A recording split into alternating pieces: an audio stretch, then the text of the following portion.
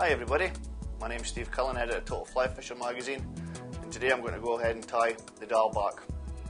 This little Welsh pattern's accounted for so many fish up and down the length and breadth of the country. It's quite amazing. I think it's up there, probably the most popular nymph used on any other waters, and it'll catch you rainbow trout and it'll catch you brown trout as well. So let's go ahead and tie them. In the vise I've got a standard B175 size 10, competition boy's favourite, and I'm going to run on a bit of tying thread here. Snap that on my fingers.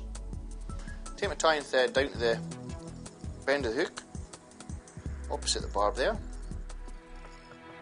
And I'm now going to catch in some natural game cockhackles for the tail. Strips them away from the stub. You need to make sure you get these straight on the hook shank and make sure you've got enough of them. Let's see what that's like. The tail should be about the same length as the body.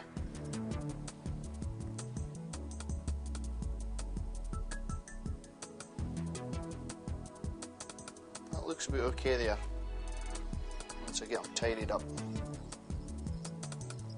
Like all things with fly tying, if you're not happy with something, start again. I'm not happy with that, so we will start again. It's just flaring there at the end, we don't want that. Take a generous bunch of fibres from a natural game hackle.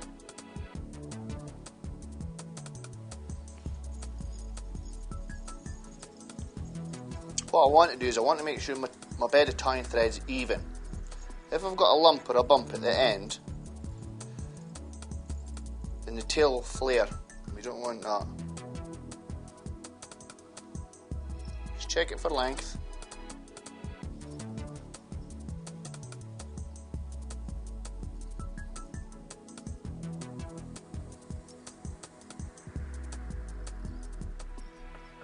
Come up, go over the stub ends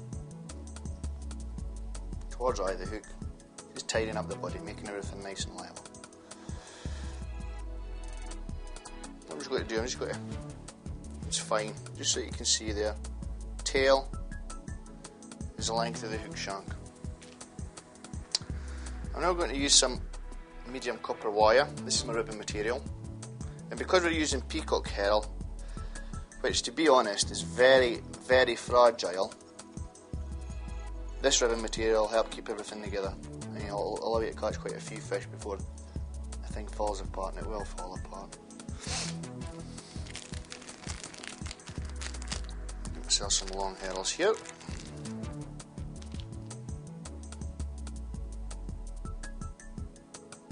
I'm going to take 3. What I do is, every time I'm working with herrings, if I'm using 2 or if I'm using 3, I'll take 1 and turn it around. So you've got thin ends, 1 thin end to 2 thick ends. If I'm using 4, I'll turn 2 around. Reason being, it gives you a nice even layer of the feathers. So catch this in my side of the hook shank. Now some people twist and spin the herring. I prefer just to keep it as it is. Make sure I've got touch and turns in the thing. You can clearly see the 3 herrings there. And then just wind them up the hook shank. Nice touch and turns. And because I've put one of the herrings touching the butt end of another, I've got a nice even body. It doesn't go from thick to thin or thin to thick, it's an even body. Stuff gets everywhere. Snip them off. Take a tying thread, just tidy up the head area a little bit. Now, your ribbon material, if we wound it clockwise like we did the herring, it'll get buried in the herring. You want to be able to see it. So, 1 wrap at the tail, and maybe 4 or 5, possibly 6 wraps up the hook shank. Stop behind the eye, catching it with the thread. And what I like to do, rather than use the scissors for this stuff, just twist it and it'll snap. Now what we're going to do, excuse me, is a little beard hackle. It's going to sit towards the rear of the hook shank. So I want to get the length correct. Make sure the feather fibres. Okay. That's about double the depth of the hook gape. Take a generous bunch. Make sure you keep everything together, nice and tight. Measure it up for size. Basically it wants to be touching the back bend of the hook. Sitting like that. That looks about right. So what I'm going to do is I'm going to pinch and loop underneath. Catch that. See how it's sitting? If it's sitting to one side, straighten it up. Sitting to the other side, straighten up on the other side.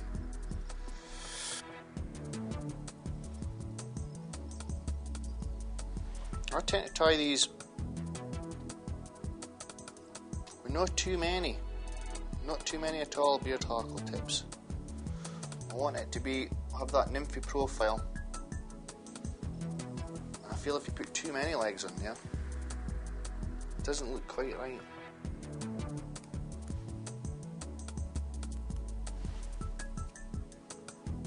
Snip off the stub ends, check it, make sure you're happy. Work from the behind the eye back, and everything tidy from a nice neat head. As you can see, I've got the actual beard hackle coming and touching in the bottom of the gape of the hook. That's bang on. Take my thread to just behind the eye,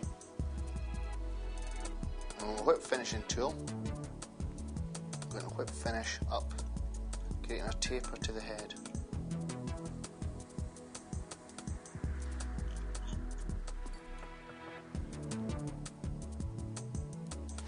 Snip it off, make sure you're happy with that. As you can see there, the beard hackle is central. It's along the length of the body, where it should be. With a little bit of varnish for added security, because this is such a fragile little fly.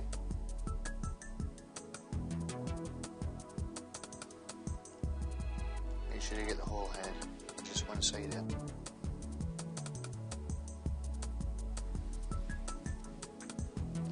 There you have it, the Diawl Bach.